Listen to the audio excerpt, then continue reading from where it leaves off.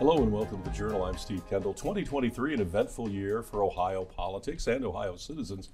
2024, what will it mean? What does it hold? Obviously off to a fast start.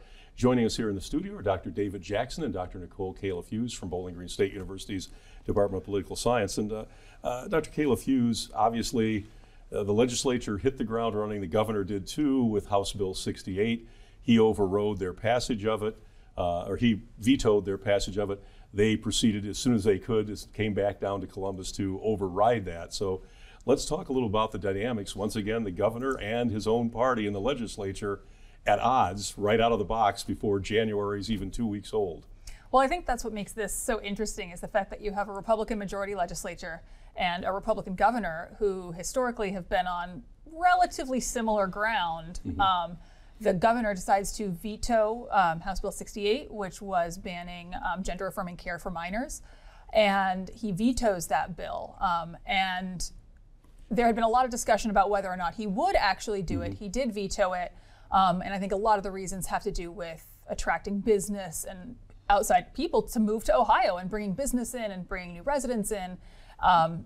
People don't typically move in large numbers to states with these kinds of bills. And so that's one of the reasons that I think he did veto it. He did follow that veto up with some executive action, some of which is still pending, and one of which was banning gender-affirming surgery for minors. Right.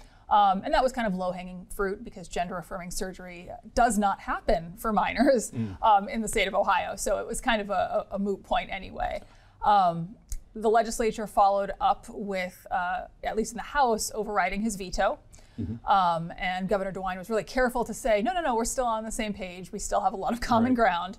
And now it heads to the Senate. And the Senate is expected to follow suit, though anything can happen within the next week and a half until the Senate reconvenes and looks at overriding the governor's veto. Yeah, and the other part of this too, the gender part of it also included the banning of transgender athletes, and that was tied together, and a lot of people were concerned that, well, those in some ways are two completely separate issues, yet they were bonded together in that one bill, which creates almost like an issue for people who say, well, I'm concerned about that, maybe the surgery part of it, the transgender other part, but that situation with athletes is a separate issue, and yet somehow they were tied together, which makes it interesting for people. If they want one, they have to vote for both, or if they don't want either one, they have to say no to both. Exactly, and Governor DeWine did make that point in his original veto, is that in looking at transgender athletes, you're talking about, I think the words he used was a minute number,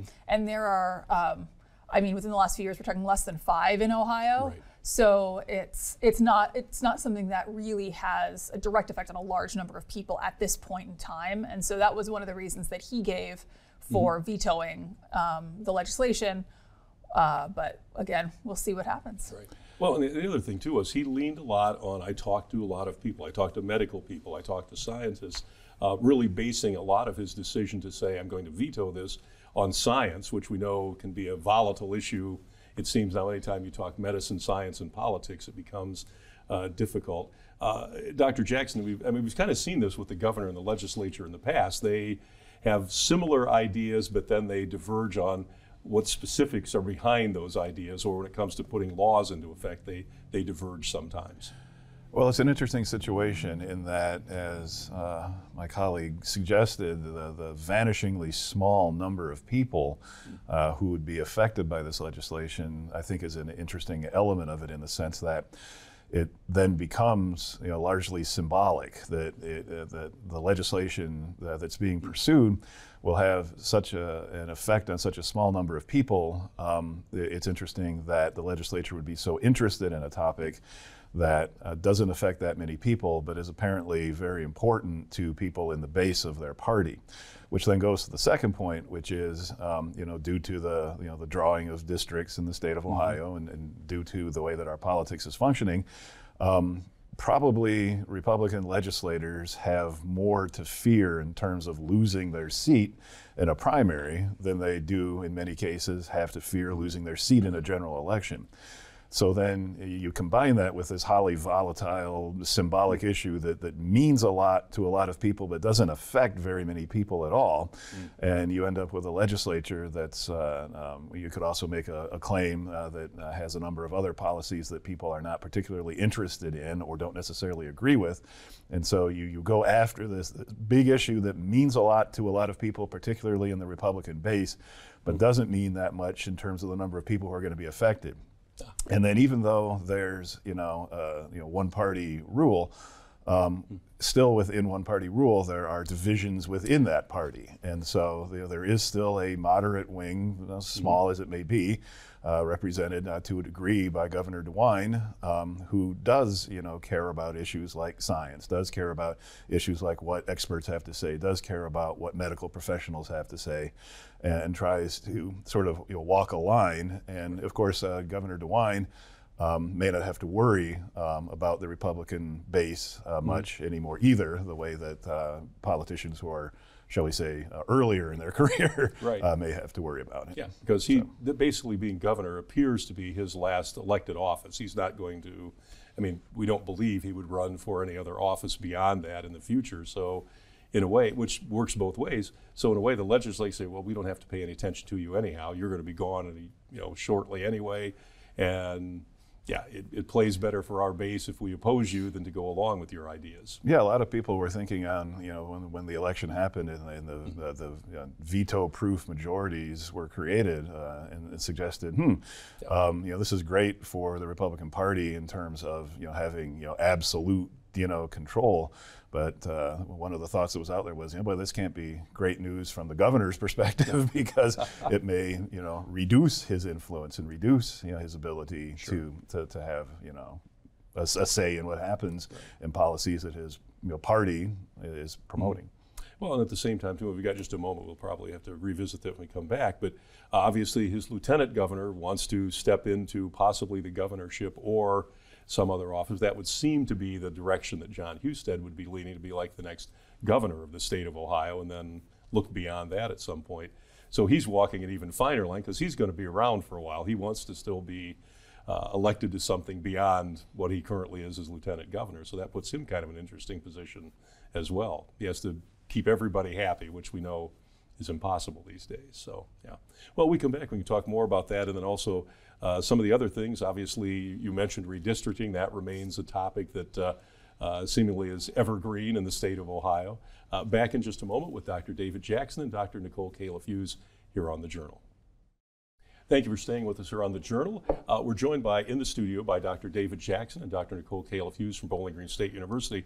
And joining us from Columbus, the host of the State of Ohio, which you can see every Sunday at noon here on WBGU-PBS, Karen Kasler. And Karen, we talked in the first segment about House Bill 68, the governor, the legislature, the House, now the Senate.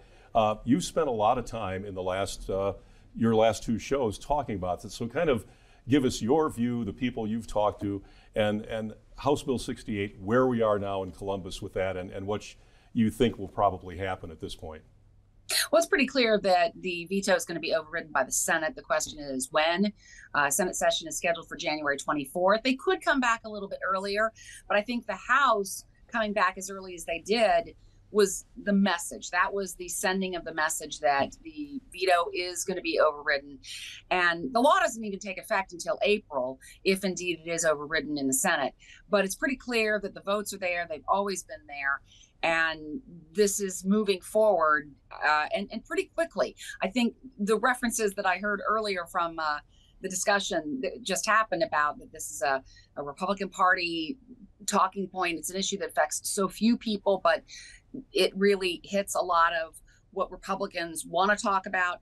That's been a big part of this. This is an election year, and all of this is coming together to really make this happen, so to speak.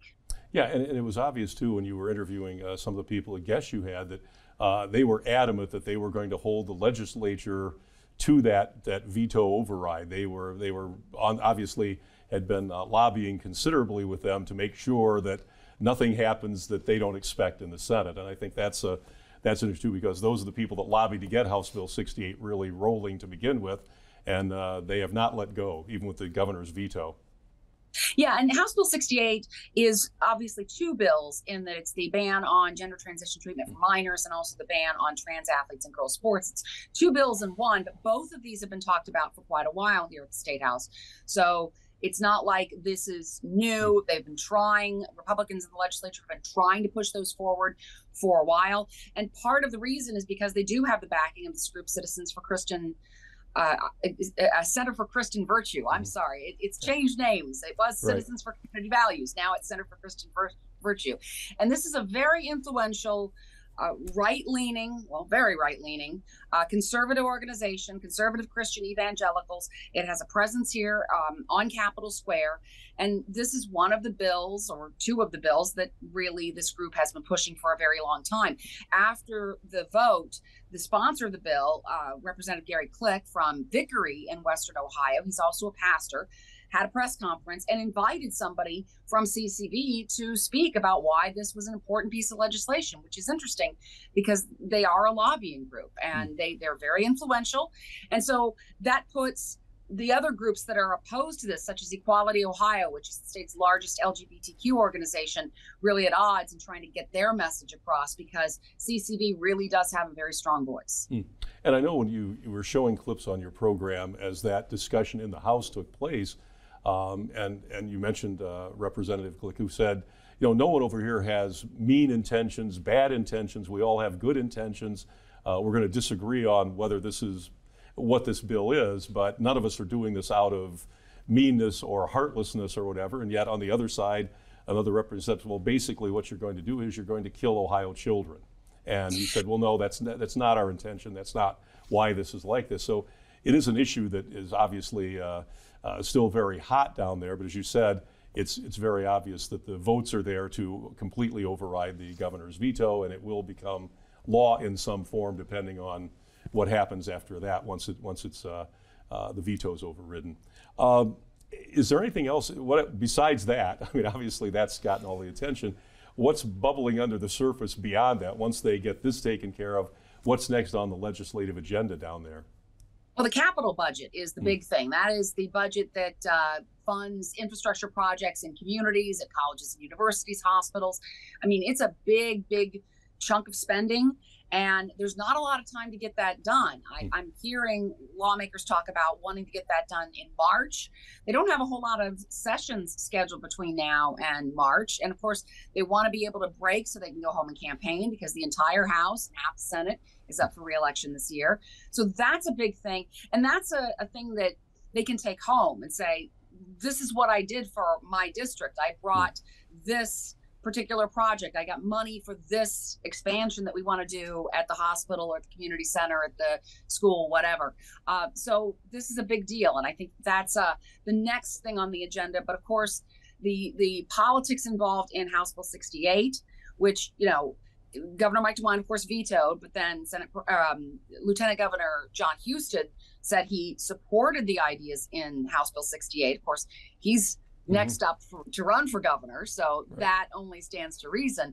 But all those politics are kind of overshadowing everything that's happening right now. Yeah, and I guess that's the thing that's interesting, because obviously the state has a lot of issues it needs to address. Not that this is an important one to obviously a significant part of the population, but it does speak to the fact that has driven the legislature for the last several months, really. In fact, if you go back to August, and I know you touched on the two issue ones that came up, and that was a situation too, and we've talked about that too, Dr. Jackson, Nicole, who's how issue one became such a driving force, and basically the legislature focused on that almost to the extent of not paying attention to anything else, and yet here we are and dealing with that. And Karen referenced the fact that everybody's up for election this year. Do we envision any kind of change really in the makeup of the legislature in terms of the balance of power, anything like that, or not, based on the way things currently sit in the state? I mean, the way things currently sit, probably not. I think we're going to see a lot of the same. I think where any changes would come would be if Ohio gets a redistricting amendment on the ballot, which I know people are trying to do. And if that passes and we do end up with something more akin to what Michigan has, or some other states that have more citizen-driven redistricting commissions, that's when I think you're going to see changes in what the composition of the legislature looks like and have the legislature look a little bit more like the citizens of Ohio. But until that point, I think our gerrymandered districts are pretty much, even with small rearrangements, going to produce a pretty similar legislature in terms of composition. Yeah, and we do have U.S. House, we have congressional seats that'll come up in this year as well, which are problematic too, because obviously they're operating on maps that at least one state Supreme Court justice said were unconstitutional, well, more than one. She since has retired, so now those maps are in place for the time being. When we come back, we can talk, I think, a little about redistricting, because I know that, Karen, you touched on that too with some of your guests, and there was, I thought, an interesting response from one of them that said basically redistricting is too significant a topic to leave in the hands of anybody but elected officials, which I thought was kind of an interesting approach to it, seeing how that's how we got to where we are, sort of. So back in just a moment with Dr. David Jackson, Dr. Nicole Kalaf-Hughes, and Karen Kasler from the state of Ohio. You're on The Journal. You're with us on The Journal. Our guests are Karen Kasler from the state of Ohio, and from the Department of Political Science at Bowling Green State University, Dr. David Jackson and Dr. Nicole Kalaf-Hughes.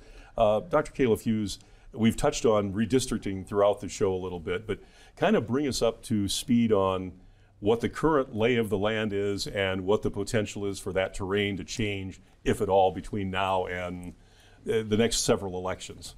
So between now and the next several elections, things could really change, or they could stay exactly the same. So there's a lot of uncertainty here.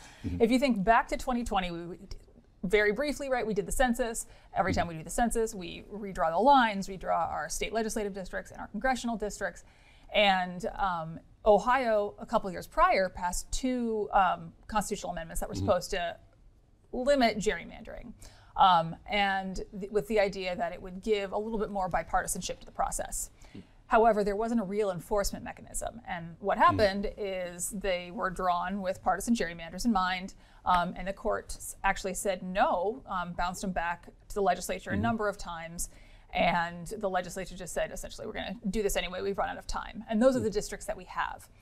Technically, we are supposed to redraw them in 4 years because we didn't have that bipartisan agreement that was specified by those constitutional amendments earlier.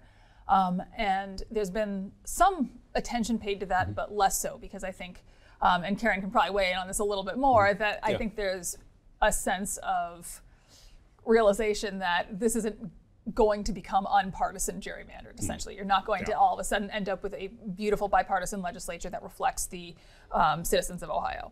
So I think what now people have changed their attention to a little bit, particularly people who do not want a partisan legislature in this way, is getting another constitutional amendment on the ballot that would actually remove redistricting from the hands of elected officials and put it into the hands of the citizens. And a lot of other states have done that because there's been a trend moving away from this idea of having legislators essentially pick their constituents. Right. When legislators draw the lines, they are essentially picking who they want. And if you put this in the hands of either like a computer program or the citizens or some other sort of group of individuals, you end up with a better chance of a less gerrymandered legislature or congressional districts. Because remember, we're not just talking about the state legislature, we're also talking about our congressional seats. Right. Now, Karen, I know that you've talked with the folks, and one of the conversations you had with the gentleman from the Center for Christian Virtue, you raised the issue about reform with regard to legislative districts, to redistricting, and tell us about that conversation, because I thought it was interesting, because we heard a lot of the same sort of things that have been sort of dispensed with or have been found not to be true, and yet the argument from his side was still the same about it's better to leave it in the hands of elected officials than other people. So talk a little bit about that conversation you had with him in that interview. Well, certainly that's what Republicans, especially in the legislature, are saying. They get the right through the Constitution to draw those maps. And it's not a slam dunk that voters would approve an independent commission. They voted twice on an independent commission. and have rejected it both times in 2005 and 2012. And so it's not necessarily going to happen if it does go to the ballot. It sure seems likely that the group involved with this, Citizens Not Politicians, is going to get the needed signatures to go to the ballot.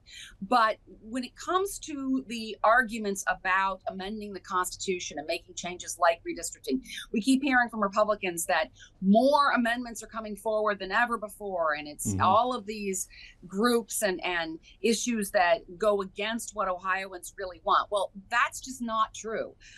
There have been 51 groups that have tried to amend Ohio's Constitution. Only 6 of them have been successful in getting to the ballot.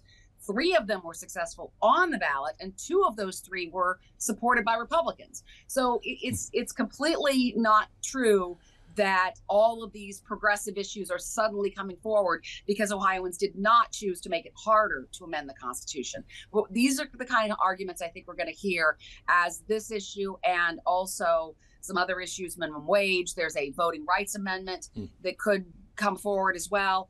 And in the meantime, we do have these maps, these congressional maps, that because legislative maps, because Democrats voted for them on the Ohio Redistricting Commission, they're in place for 10 years. And I think that was a gamble that the Democrats had wanted to make because they were afraid they were going to get worse. And they really hope that this amendment comes forward and voters approve an independent commission.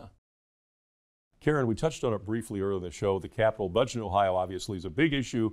It seems to be submerged, though, under all the activity with House Bill 68. So bring us up to speed on what's going on with the capital budget down in Columbus. Well, and I think the capital budget is always a high priority. And because there is so much money and because there are real projects at stake, and every year you see these wish lists that come in from communities that want to expand, the Rock Hall or this hospital or whatever. And it really is an opportunity for legislators to bring this back to their communities. And so I'm surprised that we're taking so long to get this going, because typically the conversations start earlier, but they haven't been here. I mean, we really had a holiday break, and they're getting ready to go on a break again to go campaign. So it's going to be a very rushed process. Yeah, I know, Dr. Jackson, you were talking about the fact that state universities, agencies, all of the agencies of the state get a part of this capital budget. And obviously that means hearings, that means discussions with the legislators. Talk about one of the things that it could affect higher education, because obviously that can be a chunk of the budget, and obviously the legislators like to kind of keep their fingers on that pie a little bit, in that pie. So talk about what's developing on that front with regard to the higher education portion of the capital budget. Well, sure, the capital budget is this crucially important thing that, as we've already discussed, is important for legislators to bring projects back to their district. It's important for reelection. It isn't necessarily the sort of process, I think, that always draws a huge amount of attention. But this time there could be some fireworks, at least on the higher education side, because the chair of the Ohio Senate Workforce and Higher Education Committee, Senator Serino, has sent a letter to the state university presidents giving them each an hour to explain before the committee what they're asking for and why they're asking for it, which isn't necessarily atypical, but within the instructions about what that presentation should include or must include is how much money and how much staff is committed to issues of diversity, equity, and inclusion at each of those universities. So I think Senator Serino may be interested, because we know he is interested in that topic, for the bill, Senate Bill 83, that would severely curtail those sorts of things that he's been trying to get passed and hasn't gotten it through the House yet. But the opportunity, I think, will present itself for those hearings in front of the Workforce and Higher Education Committee to produce an amount of fireworks similar to what happened when the private university presidents testified before Congress, and a representative was able to trip a number of them up on what seemed like a fairly easy question about anti-Semitism on campus. So elected officials and politicians who have ambitions for higher office will never be counted on to miss an opportunity to draw greater attention to themselves And I think that could be what will be happening here when the presidents come down to testify. What should be sort of a normally kind of like tedious and boring thing, like, hey, we need some money to fix the science building. And now it's going to be, hey, how many, you should be spending this money that you're wasting on diversity, equity, and inclusion on the science buildings. That kind of thing could be happening during these hearings. So it could be some fireworks. Yeah, and Karen, you've obviously followed capital budgeting for how many years? Has DEI ever been a big topic for the capital budget hearings? I mean, this is going to be a new addition to the discussion point, I guess. Once again, it's one of these talking points that Republicans have been bringing up around the country, the idea that DEI programs are overspending, that they are keeping certain voices out, that kind of thing. That's Senate Bill 83, of course, is the one that has passed the Senate, that Senator Jerry Serino has been involved in. He wants to get it past the House. For a while last year, we were told the votes weren't there because Speaker Jason Stephens said that he wouldn't bring it forward because there weren't enough votes to pass it. I think we're about to find out. There have been some changes made to that bill, but it's still, for a lot of colleges and universities, it's not a good bill. And certainly faculty members and student groups have been very concerned about the effect it would have on faculty. The faculty strike, the ban on faculty striking element was taken out, but there are still some other things on collective bargaining that are in there. So there's a lot of union opposition to this overall. Okay. Well, yeah, we're going to have to leave it there because we literally are out of time. Okay. We literally are out of time. But I knew you had. There'll be more on this. We'll get back together and talk about it. Thank you, Dr. David Jackson, Dr. Nicole Kalaf-Hughes, Karen Kasler, host of the State of Ohio. Appreciate you being here today. You can check us out at WBGU.org, and you, of course, can watch us every Thursday night at 8 p.m.